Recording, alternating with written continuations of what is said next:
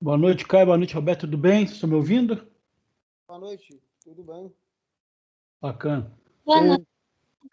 Ô, Caio, você até ficou eu até fiquei de te mandar hoje a questão do trabalho. Sim. Aí eu resolvi que eu vou gravar aqui de novo uma coisa, até para ficar gravado, se bem que na última aula ficou tão bem, mas eu formatei aqui de um jeito que eu já vou mandar para você. Eu tinha mandado lá no Ava, mas parece que não está vinculando. Então eu vou mandar no grupo de WhatsApp aqui agora, tá? Tá bom, obrigado.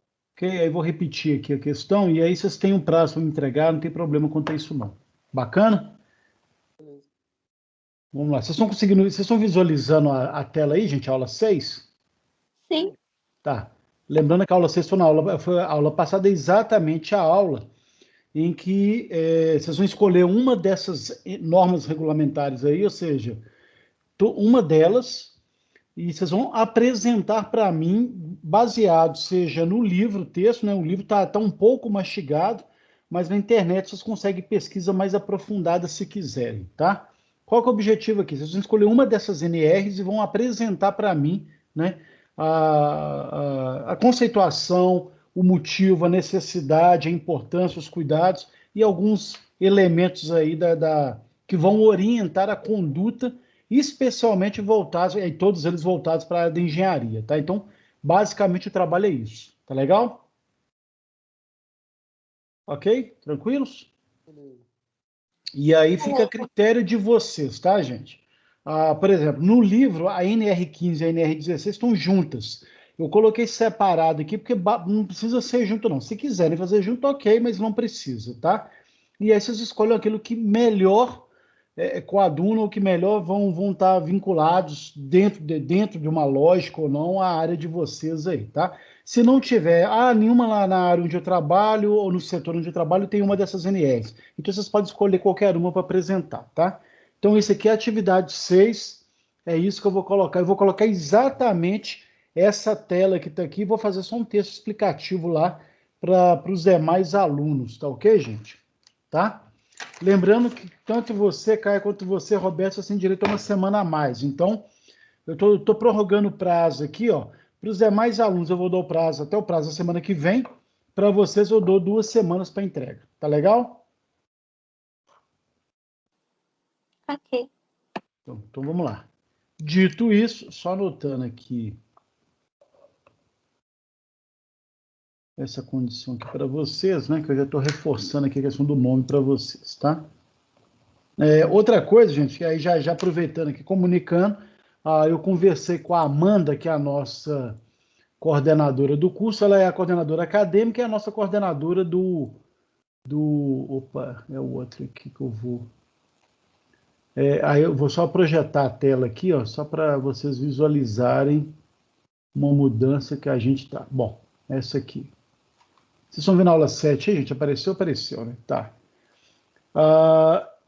A gente está começando hoje a unidade 3, né? Então, meio ambiente, as questões ambientais, e eu conversei com a Amanda, a gente vai ter a semana do dia 21, diferente de outras turmas e tudo mais, por causa da prova de proficiência. Como aqui é primeiro período, então aí, em vez de eu fazer, como estava marcado antes, eu fazer 3 aulas no dia 7, 3 no dia 14, a gente então vai quebrar aqui. Então, hoje a gente vai ver sessão 3.1, 3.2, semana que vem a gente finaliza a unidade 3 com a seção 3.3 e inicia a unidade 4, né, com a seção 4.1, e no dia 21, seção 4.2, 4.3. Fica melhor, não fica aquela coisa muito densa.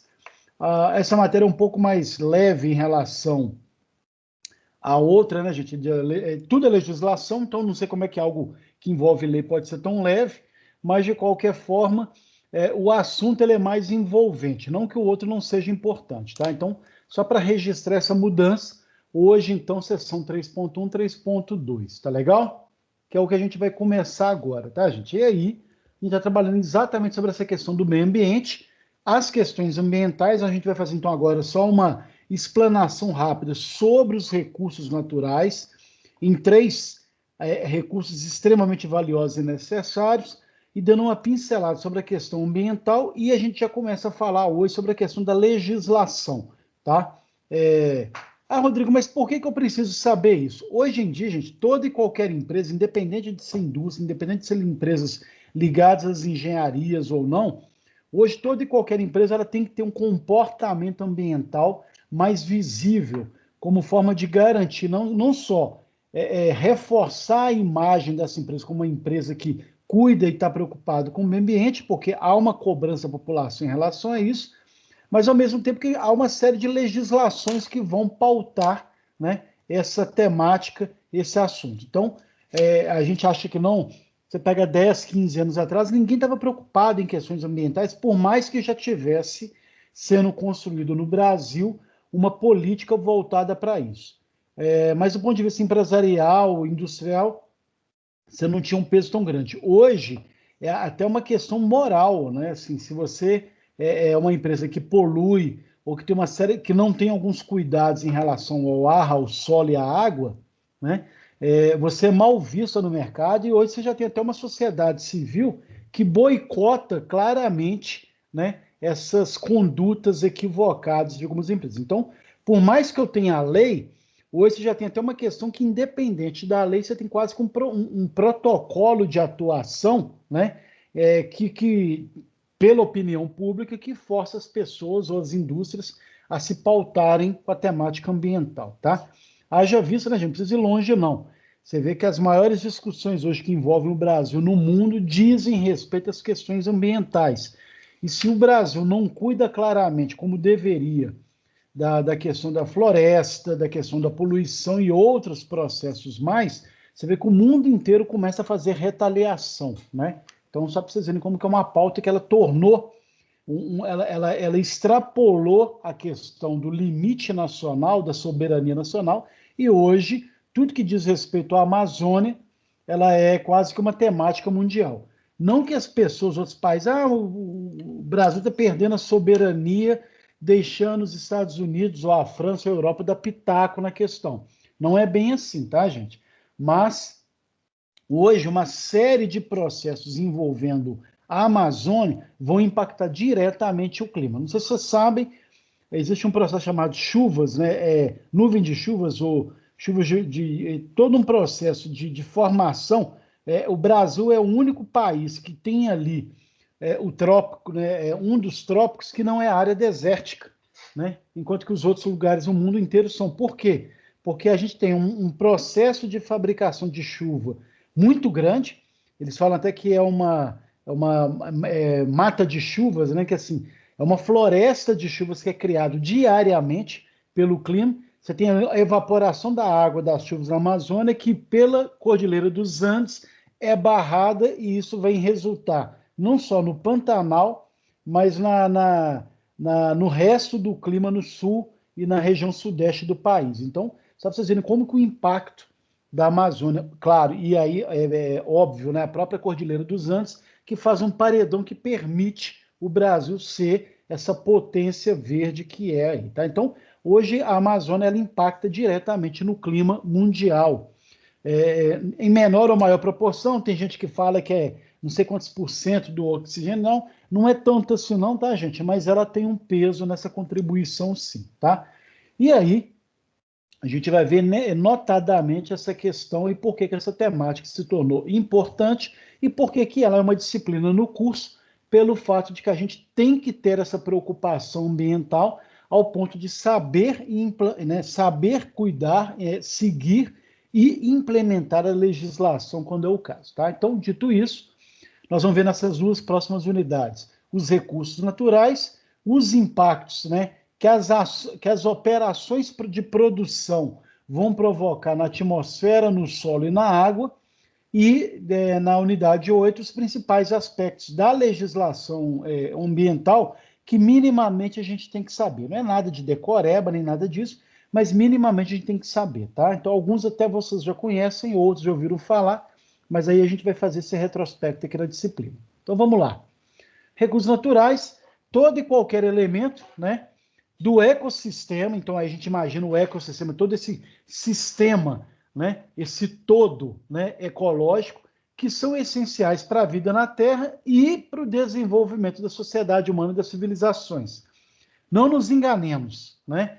O pessoal achar que a gente não depende da preservação das matas, dos rios e tudo mais, não vai impactar em nada, está redondamente enganado, né? Hoje, cada vez mais está provado que algumas iniciativas básicas, algumas ações básicas, vão determinar a qualidade e a perpetuação, né, dos recursos naturais, não só como sobrevivência, então a gente depende disso, mas também como um processo de recurso financeiro. A gente vai discutir isso daqui a pouquinho também, tá? E nós vamos, notadamente, trabalhar 3 recursos naturais aqui. O ar, né, que a gente entende como atmosfera, a questão do cuidado do solo e o processo da água. A água a gente vai ver uma pincelada aqui, gente, mas depois vai ter uma unidade mais específica tratando sobre a questão da água, tá?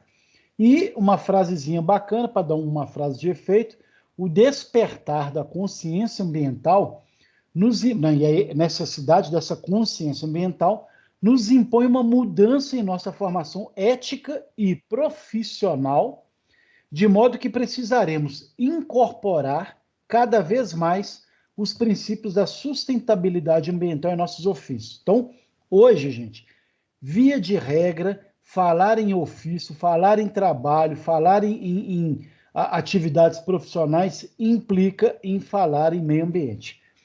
Ah, mas não tem nada a ver, está tudo ligado, até o sucesso de qualquer iniciativa, o processo comercial. Hoje você vê o agronegócio, né, do Brasil, ele ganha muito mais preservando, né, as florestas do que desmatando, como a gente tem visto, e tem esses assuntos em discussão aí nas 2 últimas, na verdade, nas 3 últimas semanas, especialmente, sempre, né, mas em especial nas 3 últimas semanas, tá? Então vamos entender um pouquinho disso aqui, ó. A atmosfera terrestre, ou o ar, tá? Vocês já devem ter aprendido isso na escola, em algum momento lá do passado de vocês, na aula de ciências ou de biologia. Vocês viram que a atmosfera ela é formada, é uma massa de matérias gasosas, sólidas e líquidas, né? Constituída de diferentes substâncias em diferentes proporções. Então, tudo isso aí, né, é a atmosfera. Mas peraí, sólido e líquido na atmosfera, a gente vai ver isso aqui agora.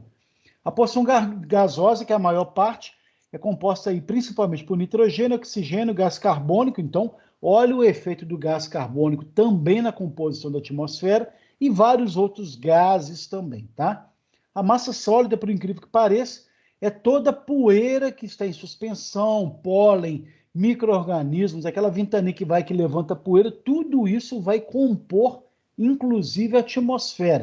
Então, a gente acha que não, a poeira que levanta, um processo de desmatamento que vai provocar uma série de poeiras, tudo isso está provocando ali para a densidade da atmosfera. E a parte líquida, né, são todas aquelas gotículas, né, provenientes da condensação do vapor d'água, né? Então, tudo aquilo que vai formar as nuvens, as neblinas, as chuvas, e a gente vê esse processo funcionando aí adequadamente. Então, basicamente, não sei se vocês lembraram ou não, essa é a nossa atmosfera. Eu não vou entrar aqui, gente, em detalhes de quantos quilômetros que formam uma, qual que é a outra, troposfera, nada disso, tá? Basicamente, só tem que entender isso aqui, tá? E a atmosfera, ela tem algumas funções necessárias que vão subsidiar nossa vida terrestre. Então, primeira, óbvia, proteção, porque ela é uma camada extremamente que tem uma densidade e que todo e qualquer meteoro, meteorito, quando entra na atmosfera, ele acaba se desfazendo, se desintegrando, porque ele vai chocando com essa poeira, com esses gases, com esses líquidos, e aí você tem toda essa densidade da atmosfera que vai provocar e nos protege de termos meteoros grandes caindo. Às vezes cai um pedaço maior ou não, porque ele era muito grande, ele foi se desfazendo e se desintegrando. De repente, pela própria composição do meteoro, do meteorito, você tinha muito ferro, por exemplo, então ele pode não se desintegrar totalmente, se desfazer totalmente, mas grande parte do tamanho dele, que poderia provocar até um processo muito mais sério, né, no planeta, ele é desintegrado ali e tal, pela proteção que a atmosfera provoca, tá? Daí vocês imaginam, né, que derrubou, que acabou com a vida dos dinossauros, aquele meteorito que caiu onde hoje é o Golfo do México. Você vê que tamanho que era, e ao mesmo tempo você tinha uma atmosfera que ainda não estava totalmente em formação. Então, olha a importância da atmosfera. O segundo, conservar a temperatura, né? Então, alguns gases vão reter o calor, evitando essa variação, essa amplitude térmica muito alta, aquela coisa que vai provocar um calor demasiado, que a gente chama como efeito estufa. Então, olha a importância de vários gases dessa composição que mantém, né, essa temperatura. Em geral, a gente tem aí uma temperatura média em torno de 25 graus, em alguns lugares, pelo efeito estufa, já está mais quente e tal, mas aí você tem todo esse processo que vai conservar, né? Claro que tem a ver com o clima, tem a ver com o solo, tem a ver com as florestas também, em vários processos.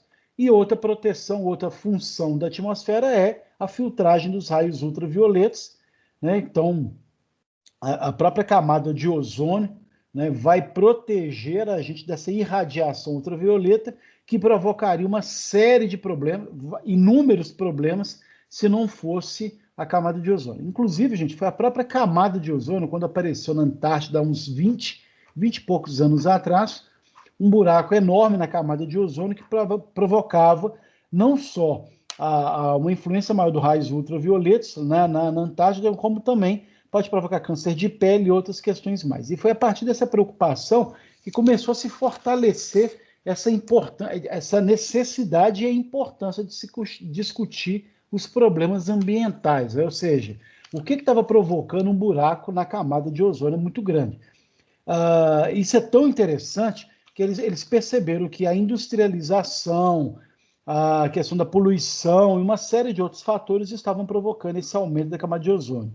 E com a pandemia agora, gente, um fato curiosíssimo, não sei se vocês sabem, em 2020, alguns buracos na camada de ozônio foram completamente fechados pelo simples fato da atividade humana ter tido algumas paralisações, ou seja, o isolamento social provocou, em algumas semanas ou em alguns outros lugares, foi um pouco mais do que isso, essa diminuição da atividade humana através das indústrias e outros processos provocou aí o fechamento do buraco na camada de ozônio, né? Então você vê como que está direto, então ficou mais do que provado como que a atividade humana, o aquecimento, a quantidade de automóvel, a quantidade de gás, industrialização, tudo queimados, tudo isso provoca um processo aí que vai impactar diretamente. Então, olha como que é importante, né, o cuidado da atmosfera como, né, forma de garantir nossa sobrevivência nesse planeta,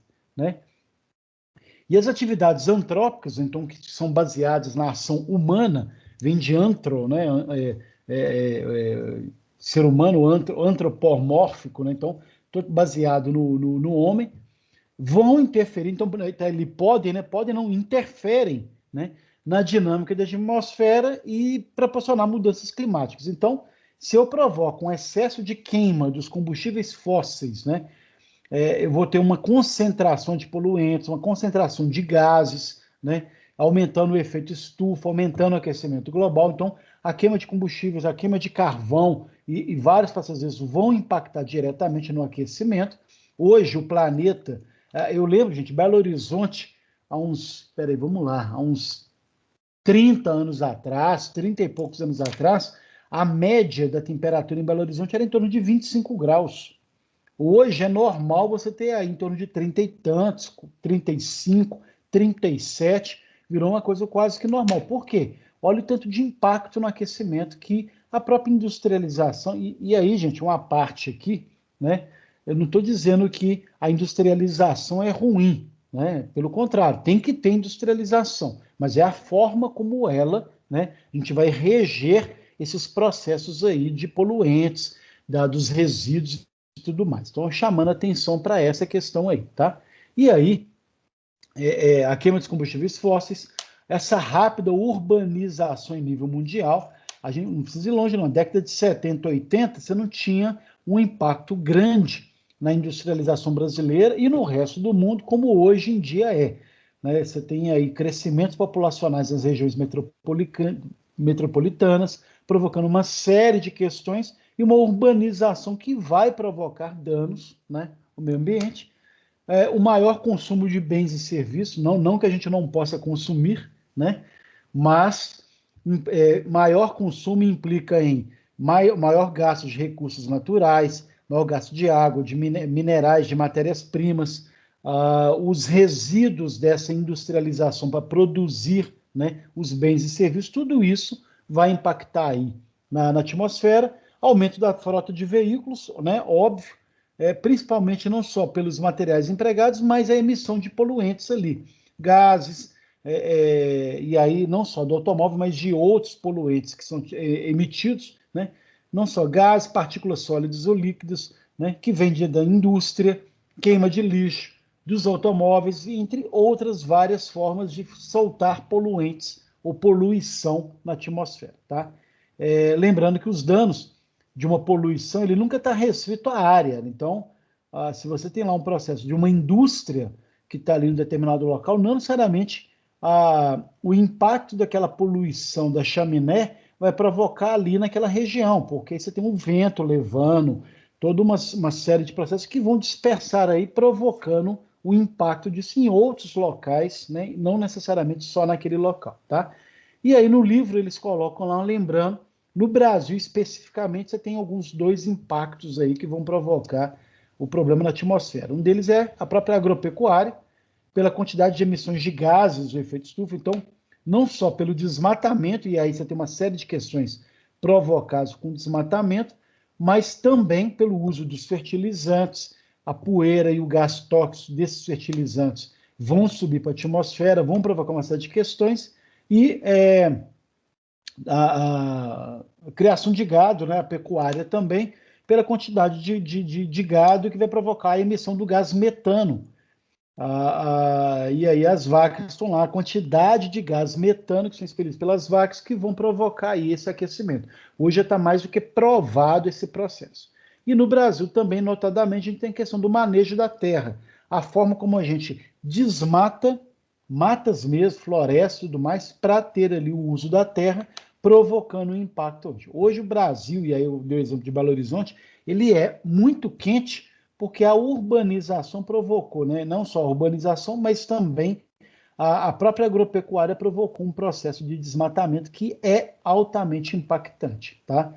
A gente viu aí, né, no último ano, uma queimada, né, recorde no Pantanal, uma coisa absurda, uma quantidade de animal que morreu queimado, uma queimada que perdeu o controle em alguns momentos, porque estava muito seco o tempo por efeito do desmatamento, inclusive, da Amazônia. Tá? Então, no ano que mais se desmatou a Amazônia, você teve um impacto que resultou não só na questão do Pantanal, e em pouquíssimo tempo vai impactar na questão do clima e na questão da água, em São Paulo, em outros locais. A gente vê lá aquelas barragens que foi assunto em 2014, da falta de água em São Paulo, provocado também por uma queima recorde que teve na Amazônia naquela época, provocando. Então, olha como que está tudo ligado aí, tá?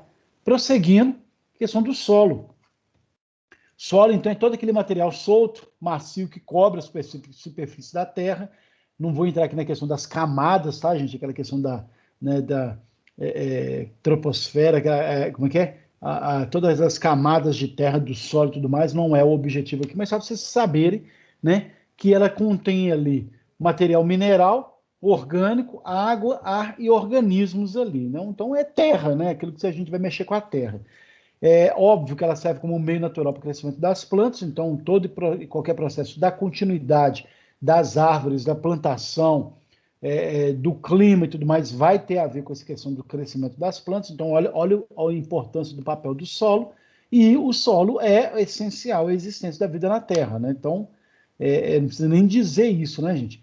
Todo o processo de retenção de água, dos lençóis freáticos, que vai provocar as chuvas, todo o processo da permeabilização, que vai provocar ali a hidratação das raízes, que vai dar os alimentos e tudo mais. Então, um solo saudável é garantia de perpetuação da espécie, né, no planeta, tá? E o solo, assim como a atmosfera, também vem sendo degradado por uma série de atitudes e processos, né, tanto da ação do homem, né, então processos antrópicos, como também processos naturais. Então vamos ver quais são esses impactos aí, né? Diminuição da quantidade de matéria orgânica, né? Então a gente tem a própria questão da falta de água, de irrigação, da decomposição de folhas e flores, porque você já não tem mais árvore e tudo mais, vai tornando o solo muito pobre. E aí, é pobre, quando a gente fala o solo é pobre, é porque ele não tem matéria orgânica, então a sua fertilidade natural ela é comprometida e vai se tornando um solo cada vez mais quebradiço, mais seco, sem que quase nada você consegue plantar ali, quase chegando numa desertificação, tá, gente? A própria contaminação, então, não só por resíduos urbanos, mas também industriais e agrícolas, então, lixos, efluentes que a gente joga nos rios que vão contaminar, agrotóxicos, tudo isso vai para a terra e fica lá, né? Então, alguns produtos desses ficam aí centenas de anos agindo no solo, então você provoca malefícios a médio e longo prazo. A estrutura do solo que é alterada para as obras civis, então eu vou cortar uma topografia de uma montanha que vai impactar na questão do clima, porque eu diminuí a montanha. Pega Belo Horizonte, por exemplo, um fato curioso, até da temperatura ter aumentado, onde ali a região do Belvedere, que era uma região de mata, foi desmatada e ali você coloca edifícios enormes, muito grandes ali, que barram parte dos ventos que traziam umidade e que refrescavam e esfriavam Belo Horizonte. Então, do lado de lá, dos prédios que barram, você tem lá todo um clima mais frio e tudo mais, e aí você tem aquela quantidade, aquela parede de prédios provocando ali, né, um aquecimento, né, da cidade de Belo Horizonte, porque os ventos não correm como corriam antes, pela quantidade de edifício que foi criado. Então, você vê a própria estrutura, né, das obras civis impactando ali, né, não só mexendo com o solo, degradando, provocando, mas alterando aí uma série de questões e estruturas, né, pelo simples fato de diminuir uma montanha ou de criar outra montanha em outro lugar, vai provocar essas mudanças climáticas, tá? A própria exploração mineral, a gente vê claramente isso, os impactos. Recentemente a gente viu aí 2 barragens da Vale provocando o que provocou, então, e o impacto que isso, né, traz, né, para a questão do solo. Dificilmente alguns desses solos serão recuperados, sim, leva-se muito tempo para isso, e o processo de desertificação, arenização, né, muita areia nos solos, porque que vai não só pela perda da erosão hídrica natural, a própria chuva fazendo isso, o próprio trabalho do vento provocando isso, mas a própria questão do desmatamento provocando isso aí também, tá, gente? Então, olha aí de novo, dentro desses recursos naturais, a importância do solo e como que a gente precisa ter essa consciência aí, tá? Os solos têm 5 funções, né, necessárias. Primeiro, o crescimento sustentar esse crescimento das plantas, então, não só sustento mecânico, a ação mecânica mesmo do solo, né, no fornecimento de águas e nutrientes para raízes, determinar o destino da água na superfície terrestre, então, o solo permite, através da sua absorção, né, para onde que vai os lençóis freáticos e como que você vai determinar onde vai ter água e onde não vai ter água. Então a gente tem percebido aí alguns lugares que você tem lá, os rios estão secando ou acabando pela própria perda, contaminação, a questão da água que não está mais ali sendo alimentada pelos lençóis freáticos, né? Eu mesmo conheço vários rios, né, nascentes, tudo que deixaram de existir exatamente pela desmatamento, ação humana que provocou ali a diminuição da umidade e os lençóis freáticos ficaram comprometidos, tá? A própria realização da reciclagem de nutrientes, o solo faz isso, então, né, todo o processo de reincorporação de alimentos que caem, toda essa coisa de converter tudo aquilo que está dentro do solo em matéria orgânica, e ali provocando esse ciclo de crescimento e sustentação das plantas. O solo é habitat de diferentes organismos, então todo que também vão ser responsáveis por esse movimento, manutenção da água, os nutrientes, também todo o solo o ar que é incorporado no solo, que vai provocar uma série de compostagens também diferentes nesse sentido, e ao mesmo tempo o solo fornece material, né? Então a própria areia, a argila que está dentro do solo, a madeira, né? Então a gente sabe claramente essa questão dessa importância aí, tá? Problemas com o solo, a gente vai ter dois destacados aqui. Um deles é a erosão, né? Então é o desgaste da superfície do solo, não só pela ação da água, que claro vai provocar lá uma enxurrada, que vai provocar a abertura de canais, né, no solo, mas também o vento e a própria ação humana, né? E aí você vai ter toda essa questão de desagregação, de transporte de partículas, de deposição em outros locais, que vão ocorrer aí de maneira natural, água e vento, né? E aí tem uma ação, né? Claro, não é só humana, mas a própria ação do vento e da água vai provocar esse desgaste, essa quebra. Eu falo que a própria sedimentação, as próprias planícies que são criadas, elas são decomposições naturais aí dos planaltos ao longo de milhares de anos, que vão provocando ali a formação dos relevos, provocando aí claramente alguns relevos que vão ser melhores, né, para plantio, a própria planície e tudo mais. Então, há uma ação benéfica no desgaste da água e do vento no solo. Então, você tem a maneira natural e tem a maneira acelerada, quando a água e o vento, em períodos mais curtos, né, e com grande interferência do homem, vão provocar ali. Então, eu vou fazer lá o processo de atividade agrícola, fundação de construção, todo e qualquer processo que eu vou acabar tirando a camada vegetal, vou alterar a questão de curso de água, uma série de questões que vão provocar isso, e quando é de maneira acelerada, você tem um impacto muito maior na questão ambiental aí, tá, gente? Por quê? Porque de maneira natural, que ao longo dos anos, você tem um processo de adequação, de clima, de formação de planície, que vai provocar alguns benefícios. Da forma acelerada, você não tem esses impactos tão garantidos, porque você está ali colocando vários problemas ao mesmo tempo, em vez de dar tempo ao tempo deles serem incorporados ali na dinâmica própria da natureza, tá? O outro processo aí em relação ao solo é a questão da contaminação, que pode correr por vários tipos de contaminação, então, não só por poluições, como a gente viu também, mas também os vários itens contaminantes também, né? Então, as atividades agrícolas vão usar muito agrotóxico, né, em larga escala.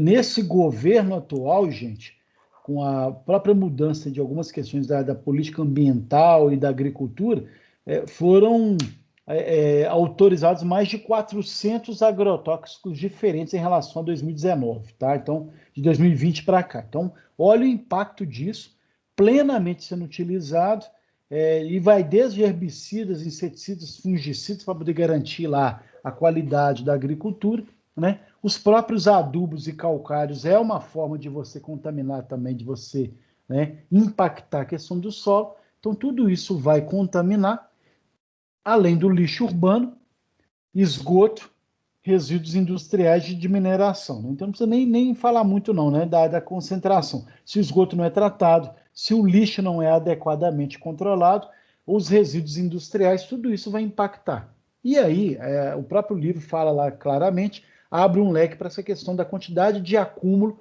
né, dos metais pesados, né, em altas concentrações e durante muito tempo, vão provocar uma série de problemas nos seres vivos, humanos ou não, tá? Então, quais são esses metais pesados? Né? Chumbo, cádmio, cromo, zinco, mercúrio, cobre, níquel, tudo isso em excesso está provocando isso aí. Então, não só o impacto de extrair esses metais para produção, mas a forma como a gente faz a nossa política de descarte, né? Então, hoje você pega o lixo tecnológico, você pega computadores, celulares, tudo mais, você joga de qualquer maneira no lixo, e isso, se não for trabalhado, não for feito uma triagem, filtrado, que eu falo no sentido de separar isso, para ter uma correta adequação, vai provocar uma série de problemas aí, tá? Sem falar, né, gente, que eu falo que hoje a quantidade de metal que vai parar no lixo e as prefeituras que conseguem fazer um trabalho de coleta desses metais, ela consegue se tornar até autossuficiente em alguns desses metais, como consegue vender esses metais também como forma de recurso. Então, a quantidade de cobre que hoje é extraído do lixo, de chumbo, de zinco e tudo isso, aí você consegue estar reaproveitando isso de uma forma muito racional, inteligente e prática, você consegue reciclar isso, provocando inclusive um benefício na questão ambiental, aí, quando você dá uma destinação correta. Por isso que hoje você já tem até uma triagem em relação aos lixos tecnológicos, como forma de você tirar ali a quantidade de metal que está num computador que você joga fora, né? Então, numa bateria de celular e por aí vai, tá? E prosseguindo, a gente vê a questão da água. A água, né? E aí, claramente, ela que dá todo o suporte para a existência da vida na Terra, não nos enganemos, mais de 90% da nossa formação é água. Então, falar em água é falar de vida, né? E aí tá, é igual aí no segundo tópico, o componente principal de todo ser vivo, direto ou indiretamente indispensável a todas, né, as atividades humanas. Então a água estamos vivos porque temos água, né? Então não precisa nem dizer o principal cuidado que a gente tem que ter com a água como forma de garantir a nossa sobrevivência, tá? Então a água está ligada à história da humanidade. As grandes cidades, os processos foram criados à beira de rio, né, gente? A gente sabe disso. Toda qualquer cidade começou, o que ela tinha em comum era exatamente ter uma fonte de água acessível, né?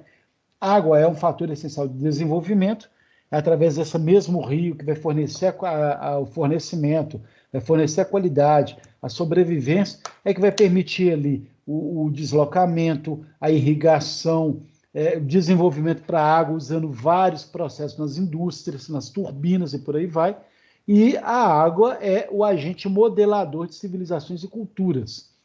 Isso é tão sério que quando a gente pega, por exemplo, num assunto como Israel, e aí o eterno conflito da faixa de Gaza, né, em que Israel dominou algum território palestino para ter lá o domínio sobre a faixa de Gaza exclusivamente porque lá tem a maior fornecimento de água, né? Israel não tem a quantidade de água necessária para a população, e tem outras técnicas de tirar a água do Mar Morto, extrair água de outras fontes, mas a principal fonte de fornecimento da água é a faixa de Gaza, daí você vê a importância política. Então, olha como que a água ela vai provocar o processo da civilização, da criação ou do fim de civilizações, de culturas, né?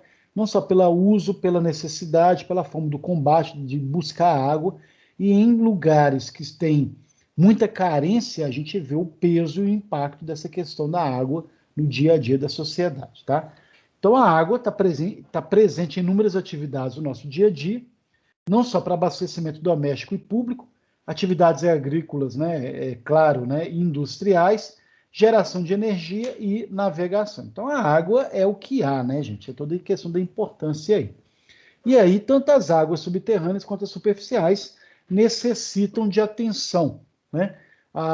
Principalmente subterrâneas, tá, gente? Não sei se vocês sabem, o Brasil ele possui 2 dos maiores aquíferos mundiais hoje. Tem o aquífero Guarani, que está ali debaixo do Rio Grande do Sul, ali para baixo de São Paulo um pouquinho. Aí você tem toda uma região grande que envolve, gente, de São Paulo até o Uruguai, passando ali pela questão do Rio Paraguai, ali da Argentina e tudo mais. Tudo aquilo ali é o aquífero Guarani, em que grande parte da água, né, você tem uma quantidade enorme de água acumulada e que há previsões muito, muito superficiais, tá, gente? Que o total de água no aquífero Guarani acumulado ali dá para o Brasil viver, o Brasil e parte da América Latina viver mais de 300 anos só usando a água do aquífero Guarani, tá? Só para vocês terem ideia.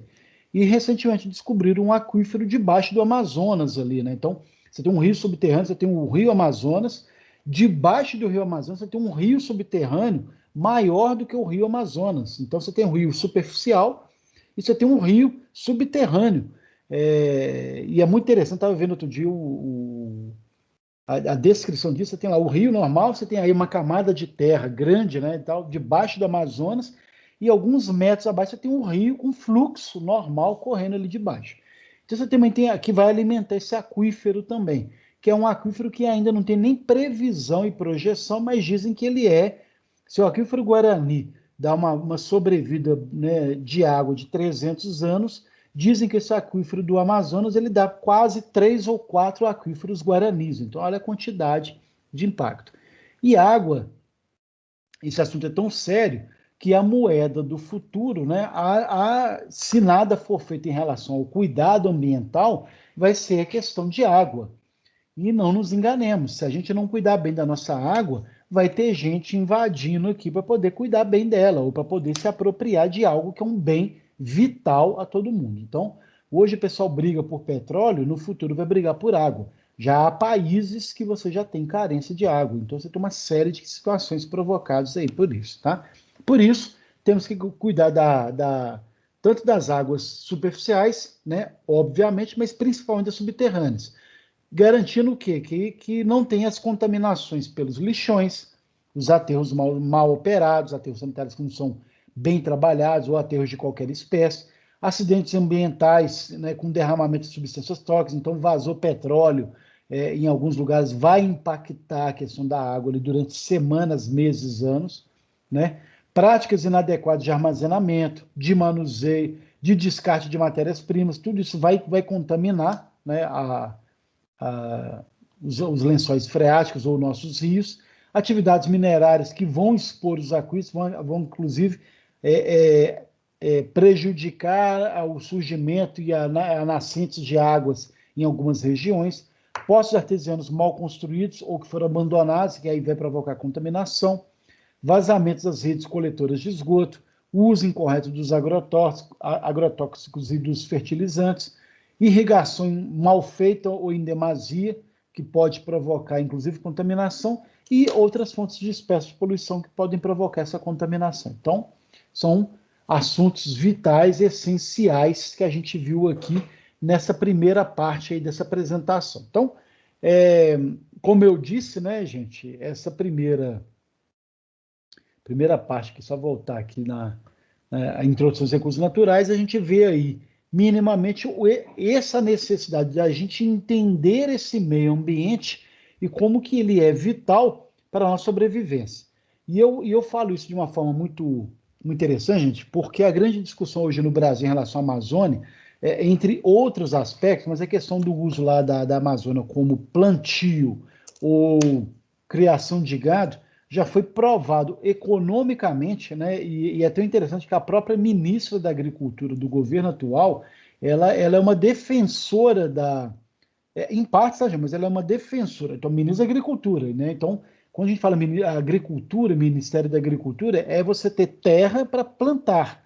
E ela mesmo fala que da importância de você manter a Amazônia como forma de garantir o clima, garantir as áreas de plantio que já existem hoje, né, que já estão sendo afetadas pelo desmatamento, bem como, né, o Ministério da Economia dizendo lá da quantidade de recursos, né, que hoje em dia está despertando na sociedade das pessoas que buscam, né, a preservação como um processo de valorização. Então, hoje, você extrair os insumos da floresta naquilo que ela já dá lá de natureza, ou seja, vou pegar um açaí, vou pegar uma castanha do Pará, vou pegar uma série de produtos para medicação, para produtos alimentícios, uma série de outros processos que estão envolvidos ali, dá muito mais resultado econômico do que se derrubar tudo para fazer gado ou plantio de agricultura. Então, o pessoal ainda não caiu a ficha e alguns setores, alguns fazendeiros em específico, né, tem o que o pessoal fala do agrobusiness burro, né? É um pessoal que destrói para depois ter que tentar, assim, e é muito comum a gente ver isso. O pessoal vai lá e destrói floresta para fazer pasto, aí depois acaba prejudicando as nascentes do local, se depois não tem nem terra para poder, ou água para poder garantir que o pasto ali fique hidratado. Aí você tem que gastar muito com irrigação, buscar quilômetros de distância, às vezes um sistema de irrigação, porque você conseguiu prejudicar claramente ali as matas ciliares, as florestas que davam o processo. Tem caído a ficha? Tem. As pessoas têm acordado e despertado para isso? Sim, né? Mas ainda está muito devagar, tá, gente? Claro que hoje você tem mais estudo, mais prova, comprovação científica para isso, mas ainda há um grupo aí que pensa claramente do outro jeito. Tem que derrubar a floresta, não só para a questão da madeira, mas também para fazer área de pastagem. Lembrando que depois fica uma área péssima para a agricultura, porque o solo da Amazonas ele é pobre, ele só funciona mesmo para essa questão de muita árvore que foi caindo, que foi criando, e aí criou toda uma climatização, criou um bioma específico para isso, e uma vez que você desmata, você tem uma terra que não se torna nem a melhor opção para a agricultura, né? Então muita gente usa para gado e a gente sabe que não dá um resultado tão satisfatório. Tanto que hoje grandes empresas do Brasil têm várias, tem algumas que compraram várias terras da Amazônia como forma de garantir, inclusive, a sobrevivência. A própria Natura, por exemplo, é uma empresa que exporta para o mundo inteiro. Parte dos processos da Natura tem a ver com a preservação da Amazônia, e aí você tem uma série de iniciativas nesse sentido. Tá? Então, só para finalizar essa discussão aqui, gente, vocês verem a importância dos recursos naturais e como que se torna necessário, do ponto de vista econômico, né? E vocês, na formação de vocês, não se enganem, vocês vão trabalhar diretamente com a conciliação das atividades industriais com a manutenção desse meio ambiente. Então, por isso que você tem que saber claramente a importância desses recursos naturais, e a gente vai ver agora o processo da legislação e por que a legislação ela é necessária para essa questão, tá? Enquanto eu for carregando o slide, gente, se alguém quiser falar alguma coisa, participar, fiquem à vontade aí.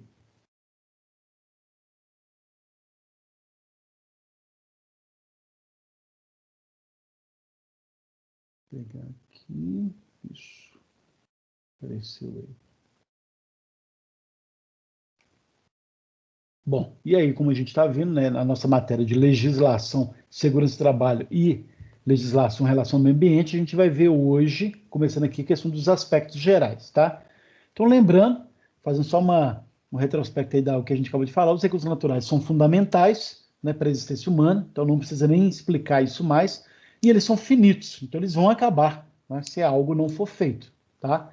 E a gestão, né, então, e aí, gente, é gerenciar mesmo esse processo, os recursos naturais, e a preservação passam a ser fundamentais para a nossa e para as próximas gerações, tá? Isso é tão sério que uma nova conjuntura internacional tem se criado no mundo, tá? A partir de discussões, de embates, de reflexões, né, acerca dessa questão de se preservar ou não. Então, hoje nós estamos melhor do ponto de vista de entender algumas práticas e conceitos, né, porque algumas iniciativas começaram lá atrás. E a gente vai ver agora que teve não só a primeira conferência das Nações Unidas sobre o meio ambiente, em 1972, e 20 anos depois, a gente vai ter depois aquela Rio, a Eco 92, né, gente?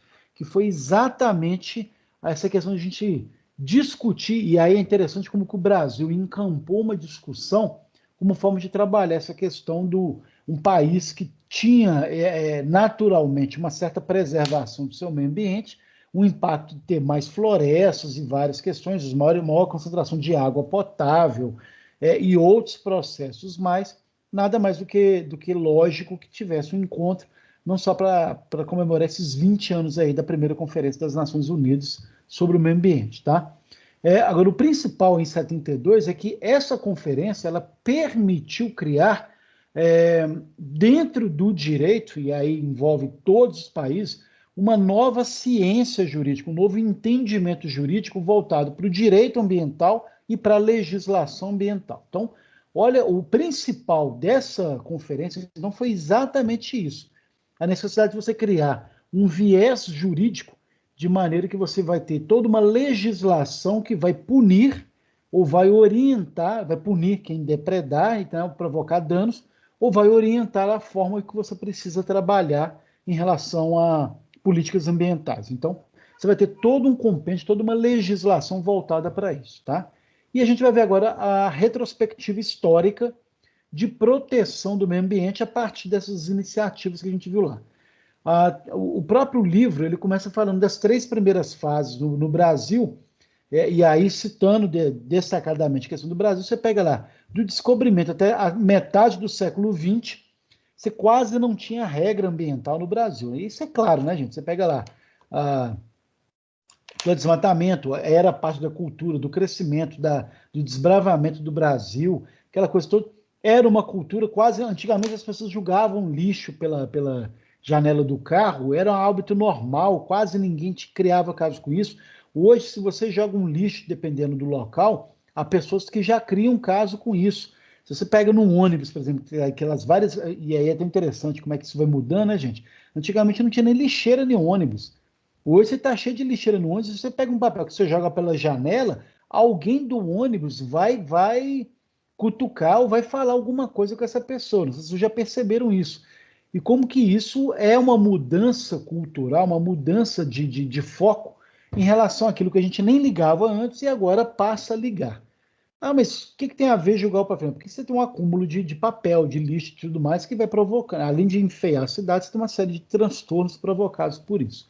Então, olha como que na primeira fase quase você não tinha nada sobre proteção ambiental, você tem ali a partir da década de 50, de 60 para cá, que vem coincidir com a industrialização brasileira, você já começa a ter uma segunda fase que a gente chama de fase fragmentária, que você já começa a ter o legislativo, né? Então, a Câmara, o Senado, as câmaras de vereadores, os congressos, né?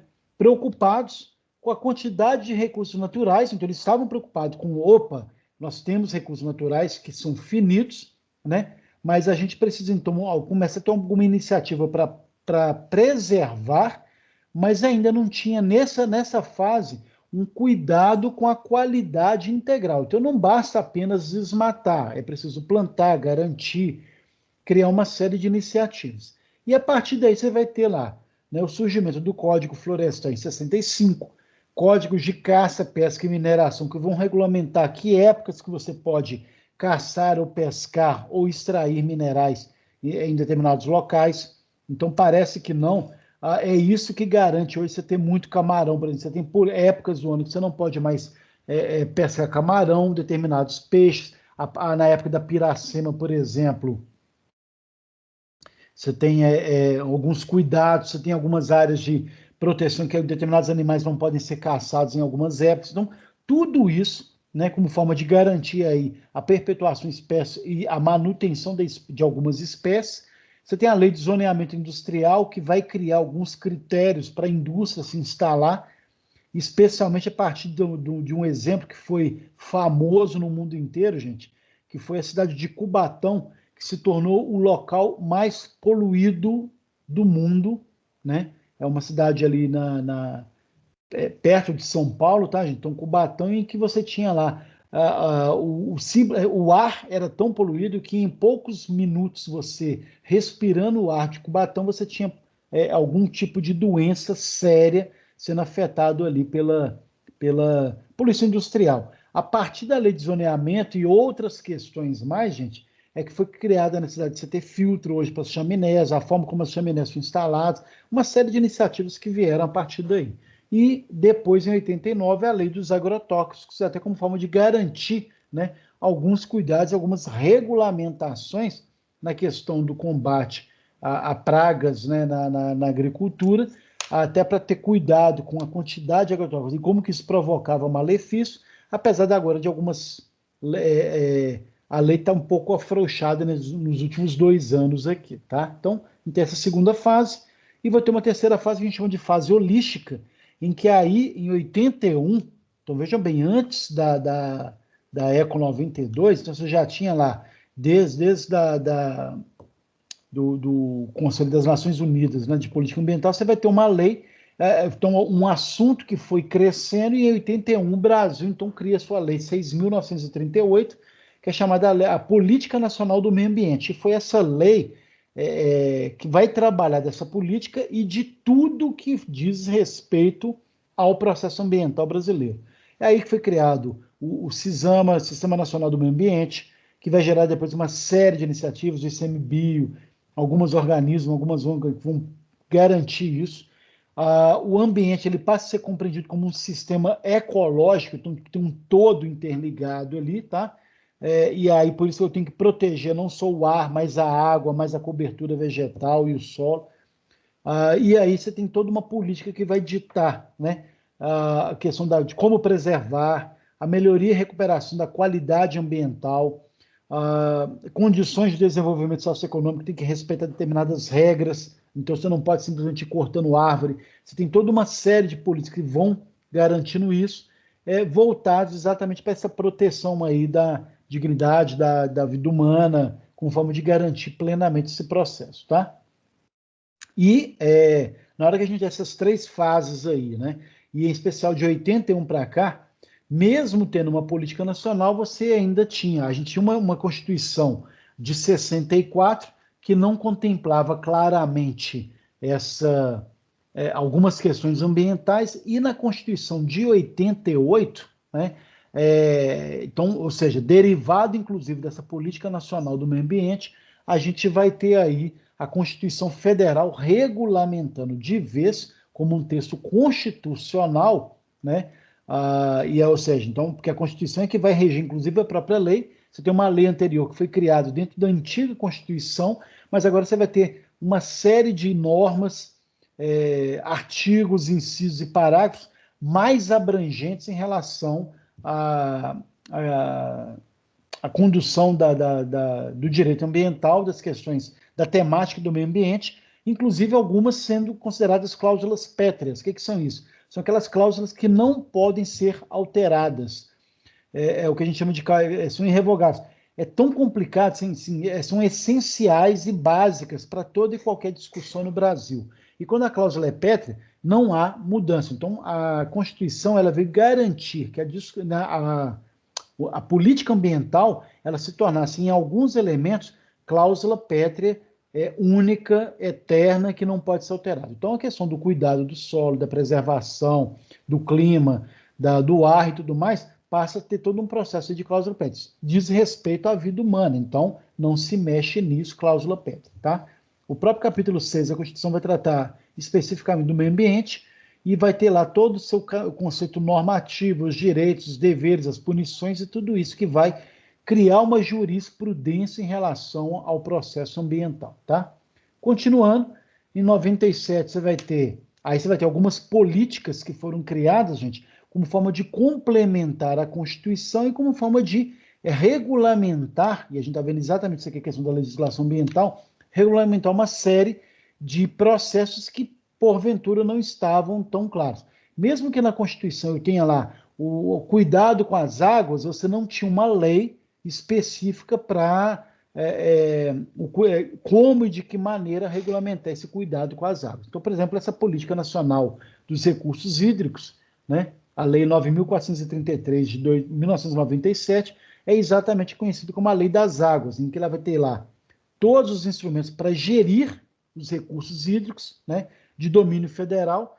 E quando eu falo domínio federal, gente, porque se eu tenho um rio e ele é único dentro de Minas Gerais, se ele passa pela fronteira, o rio passa a ser, por mais que ele seja um rio estadual, ele passa a ter um domínio nacional, domínio federal.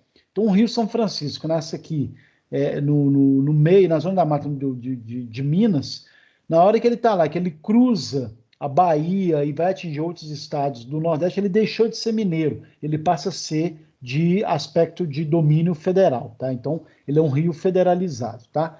E aí você vai ter todo um processo de garantir uma série de iniciativas nesse sentido. Então, não só a governança de como trabalhar a questão do cuidado da água, voltado para a sustentabilidade ambiental, a forma que eu tenho que preservar as águas, os leitos, as matas ciliares para garantir que a água continue, tudo isso vai determinar aí uma condução, uma correção completa de como proceder em relação à questão de água aí. Então, hoje em dia não basta mais, eu vou montar vou criar um parque industrial na minha cidade e vai ter um rio lá que a pessoa pode despejar os resíduos, né, da indústria. Ok, né? Se o rio ele tiver abrangência, domínio federal, não é tão simples assim, não. Então, a própria construção da empresa ali, o parque e o centro industrial que eu estou criando ali, vai impactar diretamente numa legislação voltada para essa questão de como, de que maneira essa indústria tem que ser consolidada, os cuidados que ela tem que ter com o tratamento da água antes de despejar no rio. Então, tem uma série de iniciativas nesse sentido. A partir disso aí, gente, é que você tem lá o Ministério das Cidades, que por mais que eu já tivesse nessa mesma discussão nessa época, a lei do Ministério das Cidades veio de 2005, que aí pegou uma série de regulamentações também nesse processo aí. Então, olha a importância de você ter uma lei das águas como forma de garantir a perpetuação dessas águas. Ao mesmo tempo, em 2010, vem a Política Nacional dos Resíduos Sólidos, Lei 12.305, né? Em que você vai ter lá uma gestão integrada, todo um gerenciamento de como tratar os resíduos, né, sólidos, né, que tem na minha produção, na minha industrialização, na ação humana em qualquer processo. Então, como é que eu vou fazer o descarte? Como é que eu vou... Os sólidos que sobraram, aonde que eu vou colocar, de que maneira, para não impactar no solo e outras questões mais, tá? Então, essa lei vai ter os princípios, objetivos, instrumentos e as diretrizes que vão ditar essas regras. É a partir dela que você tem os 3 R's, né, que é a meta de redução, reutilização e reciclagem. É a partir dessa política que acelerou ainda mais algumas questões da reciclagem. Então, por mais que a reciclagem sempre fosse uma discussão, ela precisava de uma regulamentação, tá? Então, hoje em dia você tem mais claramente essa questão da reutilização e da redução, tem políticas voltadas para isso. Então, hoje você consegue remunerar, inclusive, quem vai, dependendo da forma como você vai reutilizar determinados produtos. Hoje, por exemplo, assim, sobras de concreto na construção tem que ser quebradas porque ele virar uma escória que vai entrar na própria composição da concretagem de outras obras depois. Então, por quê? Porque antes isso tudo era julgado num aterro sanitário. Então, olha o cuidado que se teve aí com a Política Nacional de Resíduos Sólidos. Outro objetivo principal é diminuir os rejeitos, né, encaminhados aí para a disposição final, ou seja, para os lixões, né, a forma como eu vou encaminhar ambientalmente falando, né, usando o aterro sanitário de uma forma mais propositiva, de maneira que alcance e aumente a vida útil dela.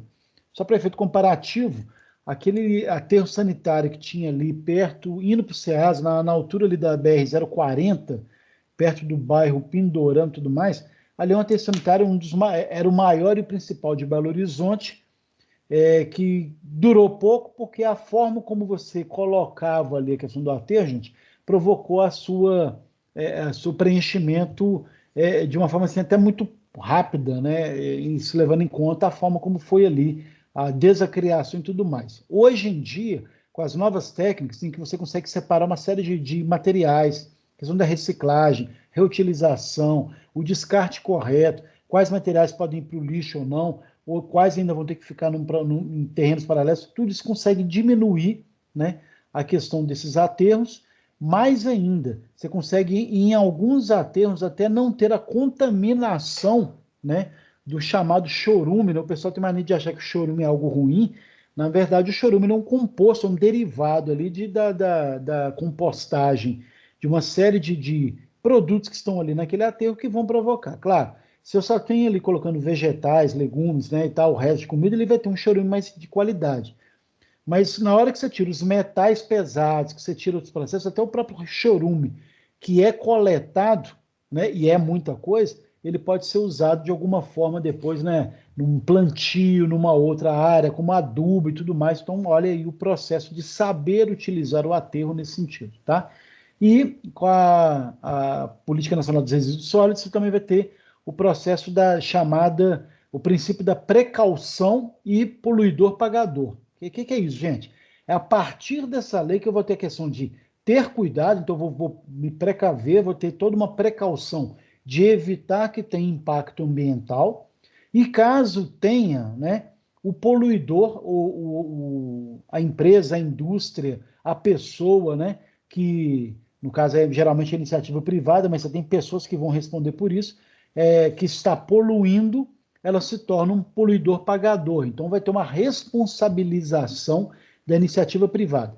Parece bobeira, a partir dessa lei, e é importante que, e com certeza, vocês vão saber claramente como que é essa lei, vocês vão precisar conhecer melhor essa lei, ela é que vai garantir aí o cuidado que a maioria das empresas tem hoje com o meio ambiente, como forma de evitar de se tornar um poluidor, né, e ter que pagar criminalmente uma multa, né, em relação ao impacto provocado aí, tá?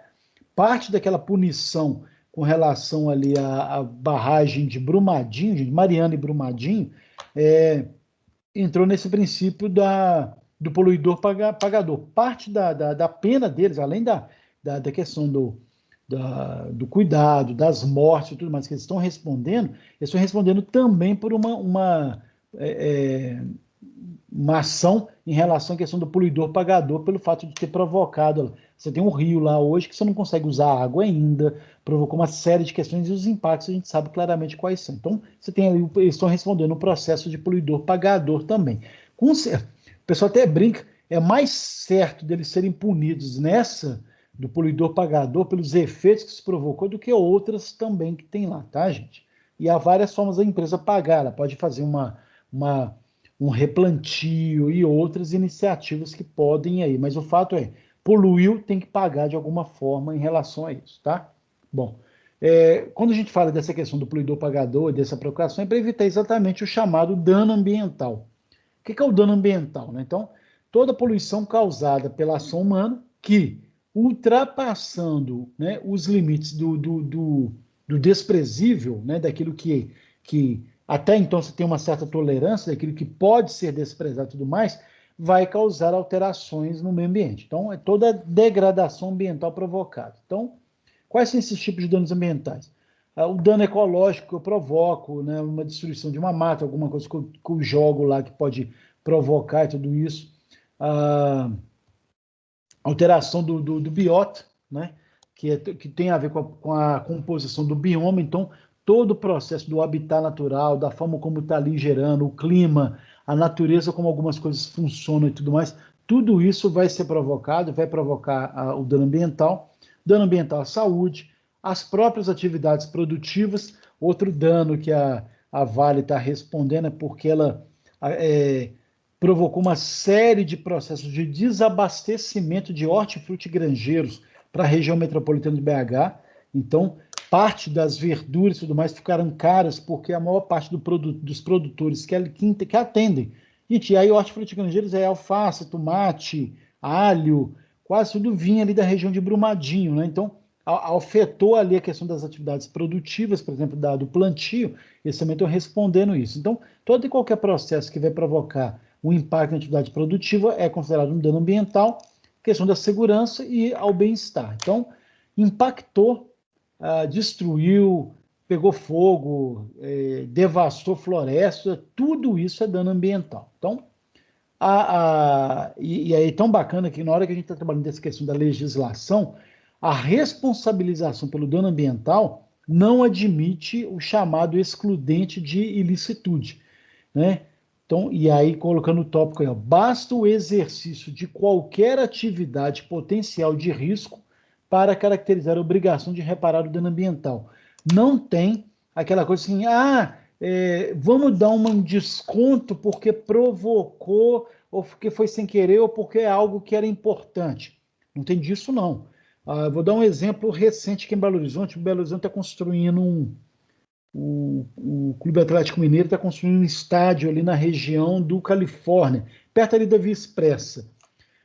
Então está tendo lá um processo de construção, ok. Lá tinha, não sei se vocês acompanharam, lá tinha uma mata, gente, que era uma mata, tinha um esgoto a céu aberto, tinha duas nascentes, tem duas nascentes, mas tem um esgoto a céu aberto, que não era tratado, então era um esgoto, por mais que tivesse uma nascente e tudo mais, ela era mal cuidada, você tinha erosão, maltratada e tudo mais, mas estava lá. Na hora que você vai fazer um processo que vai construir algo aí lá vai ter creche, vai ter escola, vai ter o estádio, vai ter uma praça, vai ter um local que permite convívio sociocultural, uma série de questões. Então, tudo iniciativa bacana, legal. Mas vai provocar dano ambiental. Por quê? Vai ter uma supressão de todas as... Teve, né, uma supressão de todas as árvores que estavam nos locais. E na hora que você tem esse processo, o pessoal questiona assim, mas vai construir, é preciso derrubar a árvore para poder construir algo que vai ser bom para a população.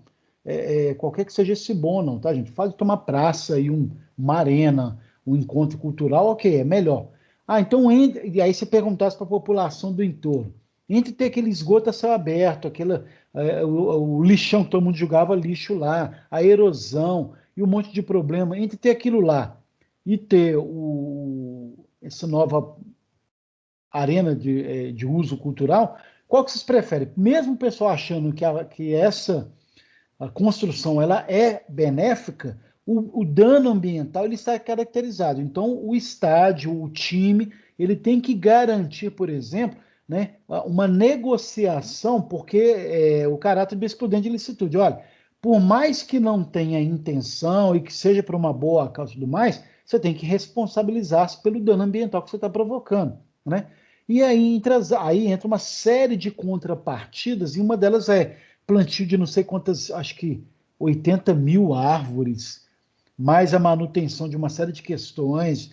Eles tiveram que comprar 2 parques e fazer plantio de árvores nesses parques. Então, tem uma série de iniciativas como forma de falar isso. Então, independente de ser para melhor, provocou um dano ambiental, tem que ter um plano de manejo, tem que ter um plano alternativo, tem que ter algum tipo de contrapartida ambiental como forma de justificar aquele efeito. Não precisa ir longe, não. Logo naquela ampliação da Avenida Antônio Carlos, para a época da Copa, para a construção do estádio, algumas questões viárias em Belo Horizonte, em que eles alargaram a Avenida Antônio Carlos, foram arrancadas 10 mil árvores, e para cada. E eles iam plantar.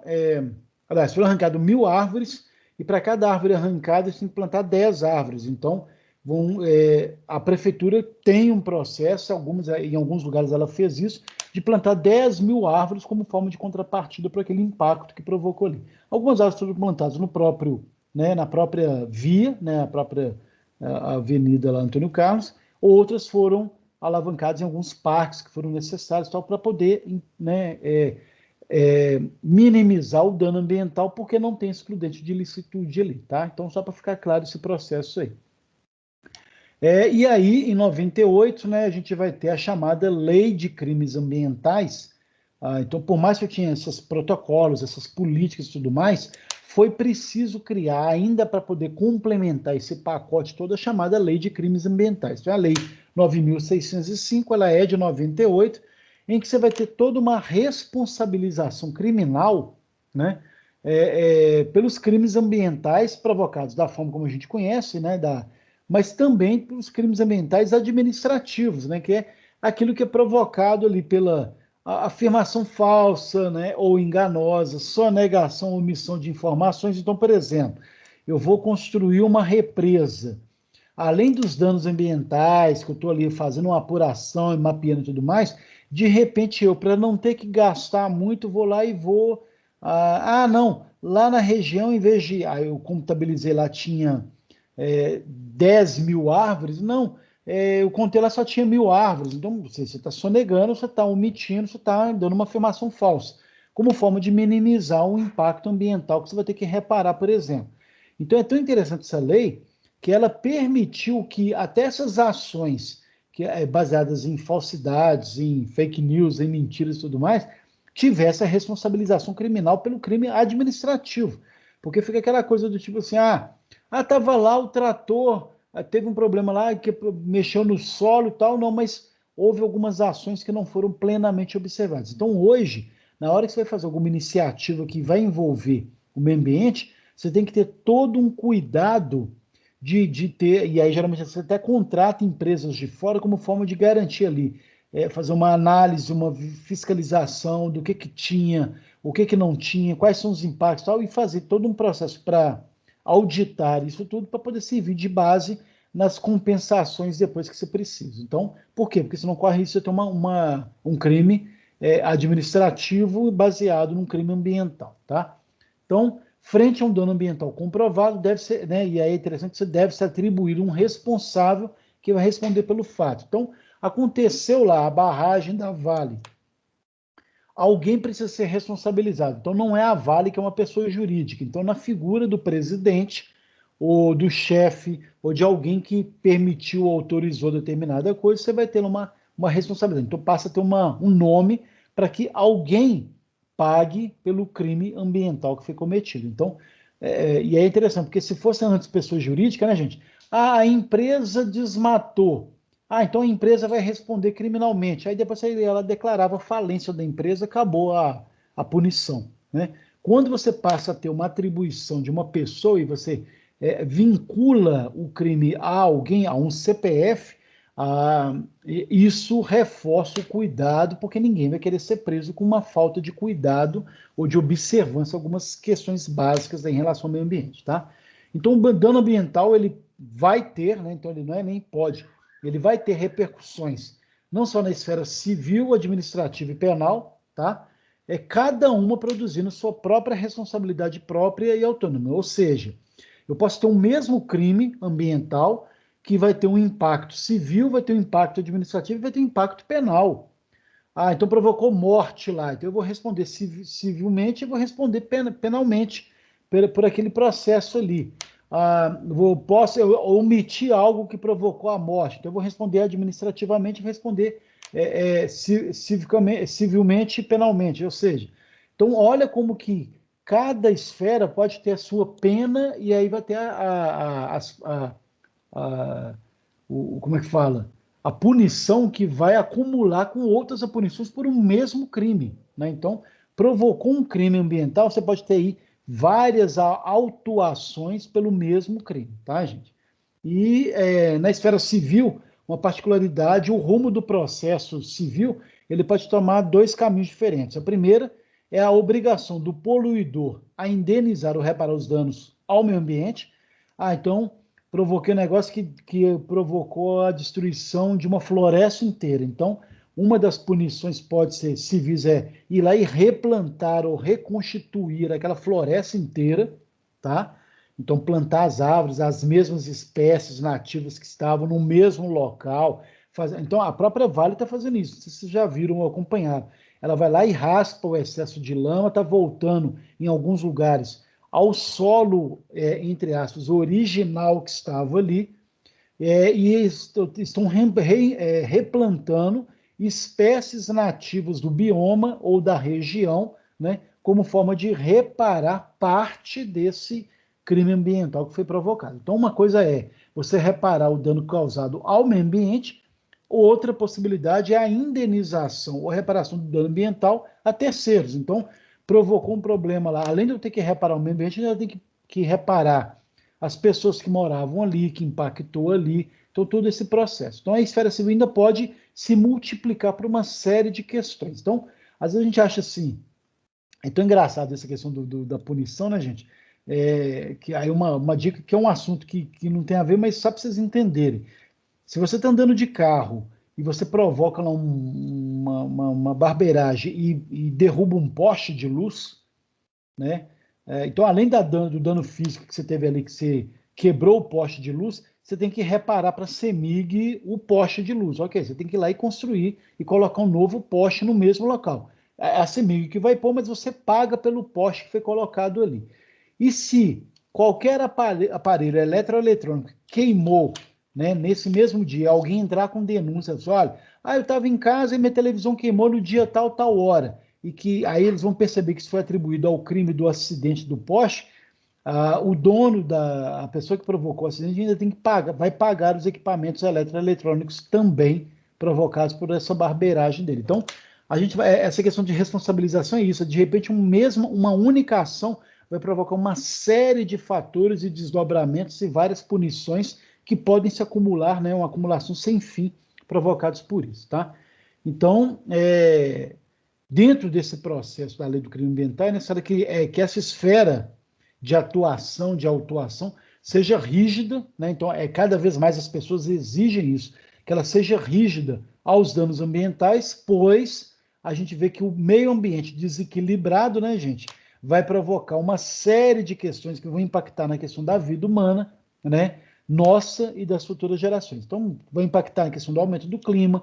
Não sei se você já parou para pensar quantas pessoas morrem no ano pelo aumento do calor ou pelo processo de desertificação ou pela falta de água que teve provocado. Então, a gente acha que não, os impactos são muito grandes. Então, quando e isso que é legal, que eu falei logo no começo, quando a gente vai na questão dos impactos ambientais, a gente tem que ter essa consciência de que hoje não é uma questão só de empresa, mas é uma questão de sobrevivência, né? Então, cada vez mais diz respeito a nós mesmos, tá?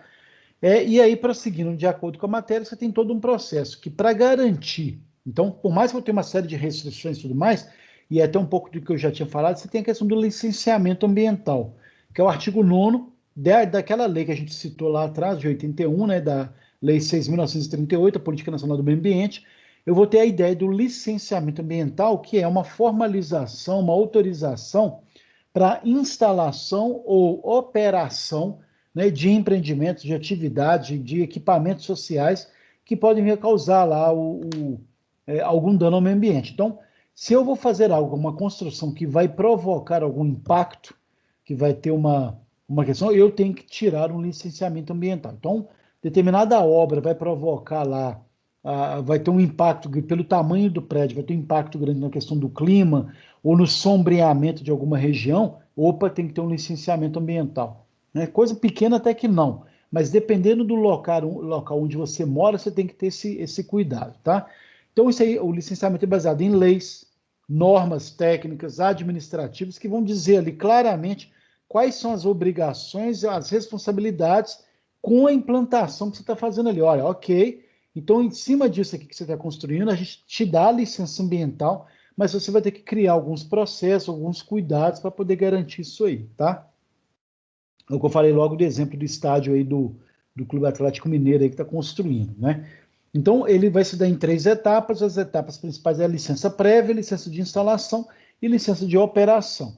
Veja bem, gente, são 3 etapas que não necessariamente uma vai garantir de que a outra exista, tá?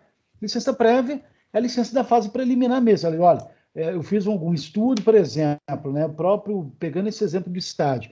Eu lembro que na licença prévia que estava lá, e eu sei dessa questão do estádio, gente, porque na época eu estava trabalhando com a disciplina de responsabilidade social ambiental, e a gente discutiu muito isso lá, né? Então, houve uma licença prévia que era possível, sim, fazer, enquanto estava tendo algumas análises e tudo mais, fazer, por exemplo, o cercamento do local. Então, o simples fato de eu cercar o local com tapume já implica em ter uma licença prévia para você começar a mexer. Então, enquanto você está tendo a licença prévia, ela é permitida, aí você vai estar avaliando ali a localização, viabilidade ambiental, você está fazendo uma série de requisitos básicos e quais são as condições obrigatórias que vão precisar ser atendidas nas próximas etapas. Então, isso, olha, enquanto a gente calcula o impacto ambiental que vai ter, eu vou te dar uma licença para você já ir operando.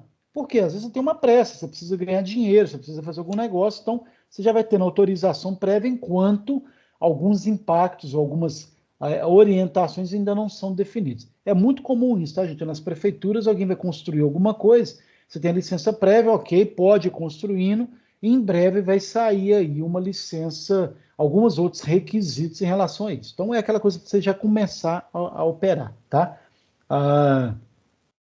E aí, para isso funcionar, você vai ter lá todo aquele impacto ambiental e social que vai provocar aquela obra, aquele equipamento, né? Os impactos com a comunidade, tudo isso vai impactar aí nas decisões futuras. E aí esse exemplo do estádio do Atlético é interessante exatamente por isso, porque houve uma série de desdobramentos e de processos que só foram incluídos depois da licença, algumas coisas que só foram finalizadas. Então eles já estavam fazendo projeto, algumas licenças para funcionamento, alguma coisa de delimitação, enquanto estavam calculando alguns impactos. E aí teve impactos, por exemplo, na área viária e de outras questões de 80 milhões de reais, né? Então, que aumentou o valor. Aí entra construção de uma alça de viaduto, alargamento de via pública, a consolidação de 2 parques. Então, olha o quanto de coisa que surgiu aí depois como contrapartida disso aí. Mas ele já tinha licença prévia para poder ir mexendo, tá? Então, você tem esse papel importante para... E aí a licença prévia ela tem essa importância, né? Pelo fato de que nessa fase vai estar se levantando as consequências da implantação, né? E da operacionalização daquele empreendimento, daquele processo naquele local, tá? Depois você vê a licença de instalação, em que vai autorizar ali a implantação do empreendimento, né? E aí sim, autoriza você fazer o empreendimento, a atividade, de acordo com as especificações que foram definidas na licença prévia. Então, ok. E é muito comum, interessante isso, gente. Eu vou construir um prédio.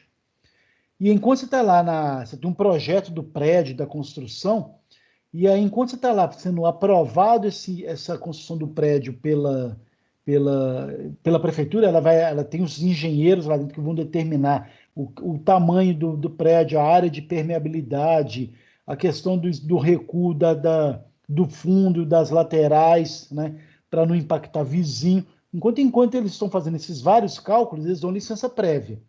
Durante a licença prévia, que aí o pessoal está lá podendo lá já fazer o tapume, já fazer fundação para poder já construir as fundações prévias, depois tem algumas licenças de instalação dizendo o seguinte, olha, o seu prédio você estava querendo 16 andares, só vai ter 15. Ou do 15, você vai ter aí metade do 15º. Então, em vez de ser ele todo largo, você vai ser só uma parte, porque tem um processo de insolação que vai provocar um dano maior tal. Então você tem uma licença de instalação dizendo, olha, aquilo que você tinha pedido autorização está sendo dado autorização nesses moldes, nessas regras aqui, então licença de instalação. E depois de tudo pronto, tudo bacana, tudo avaliado, que vai ser verificado, você tem a licença de operação, que vai autorizar o início da atividade, né, daquele local ali, depois que teve todo um processo de verificação das regras, se foi tudo bem feito, se vai ter algum impacto do tipo de material e atividade que vai ser feita no local. Então, você tem todo um processo de operação. Então veja bem, por mais que eu queira construir um processo, eu tenho que ter licença prévia, a de instalação e operação, e não necessariamente uma a operação e instalação depende da prévia, mas não necessariamente uma pode ser aprovada. De repente você tem a licença prévia, mas não foi autorizada a licença de instalação. Isso é muito comum.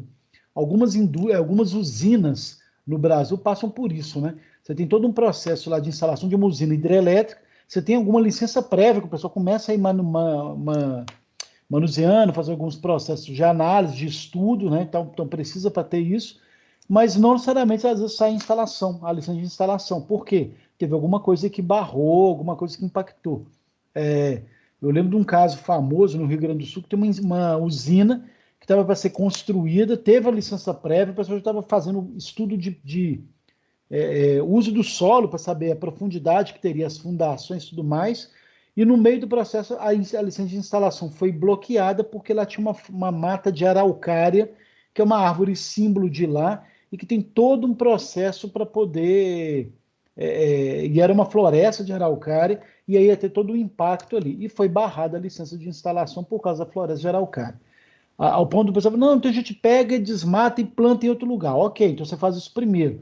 Quando ela tiver 20, 30 anos, que já está consolidada essa floresta de araucária em outro lugar, aí a gente autoriza você a tirar aquela original que estava lá. Então, olha para vocês verem como é que o processo funciona. E aí, uma licença que entra à parte aí, gente, que é a chamada licença ambiental, simplificada ou única, que pode ser concedida pelo órgão ambiental competente para aqueles empreendimentos ou atividades que tiverem menor impacto poluidor, menor impacto ali social, ambiental, tá? Então, às vezes é coisa básica que a própria prefeitura, não, eu já vou te dar uma licença ambiental porque você tem uma obra que ela não é tão impactante, então uma esfera menor de atuação pode fazer nesse sentido aí. Então, a própria licença ambiental justifica todas as outras e tudo mais, tá?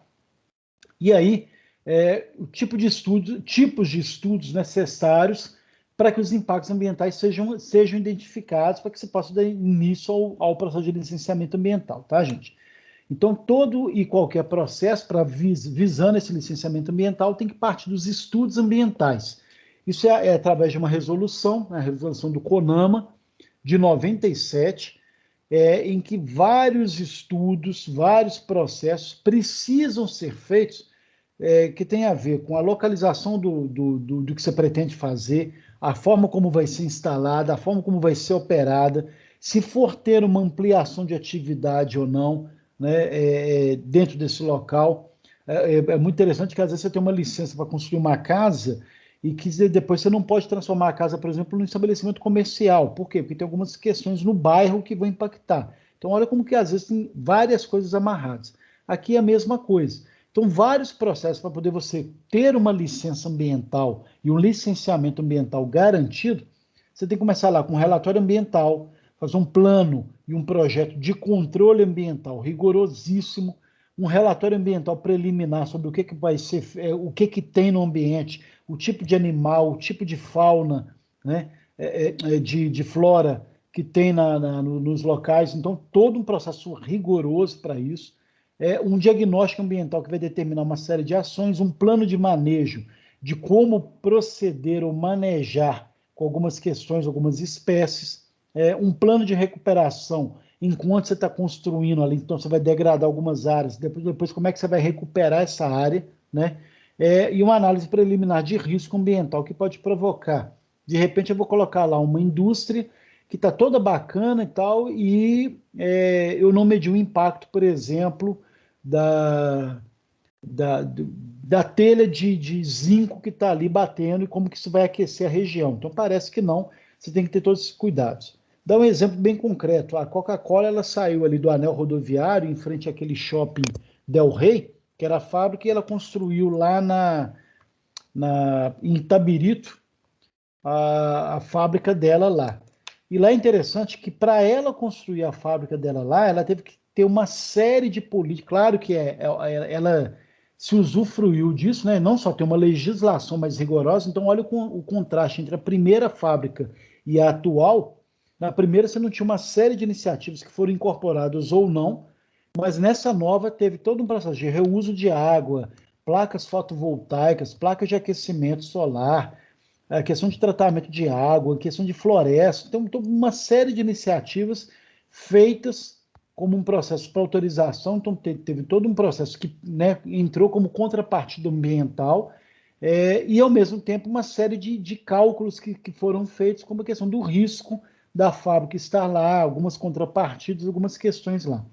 Algumas coisas são bem feitas, outras não, tá, gente? Dizem que parte da água que falta numa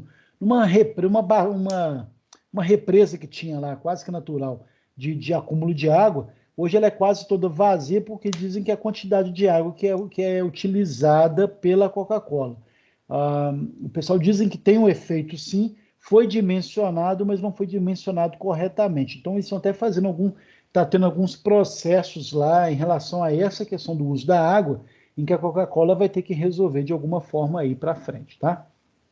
Então aqui, pessoal, a gente encerrou nossas duas unidades aí falando sobre, né, a questão do meio ambiente, as questões ambientais, e que a gente fez não só esse entendimento, ou, né, esse novo entendimento que vocês já sabiam sobre a questão dos recursos naturais, e a gente viu hoje alguma questão dos aspectos gerais aí da legislação. Então, basicamente é isso. Só saber que temos recursos naturais que são finitos e que, se a gente não cuidar, vai ter um impacto, né, claro, para a nossa sobrevivência e para as gerações futuras. E, uma vez que isso cada vez mais, ao longo, desde a década de 60, 70 para cá, tem se incorporado cada vez mais, isso passa a ser um processo, né, não só pelo aspecto da legislação ambiental, mas hoje você tem um caráter moral, né?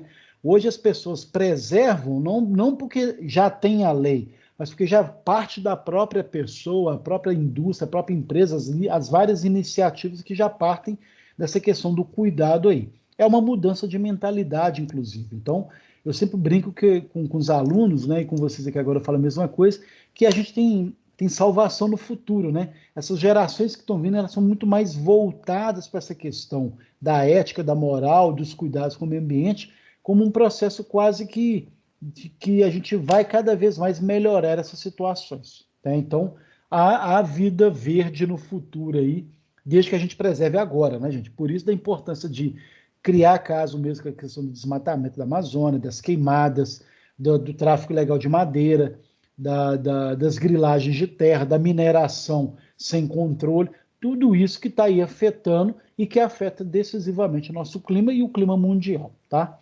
Então é isso. Alguém tem alguma dúvida, algum comentário? Caio, Roberta? Tranquilo. É uma matéria que Tá até tranquilo. envolve mais, né, gente? Ela é um pouco mais light, um pouco mais gostosa de lidar, tá?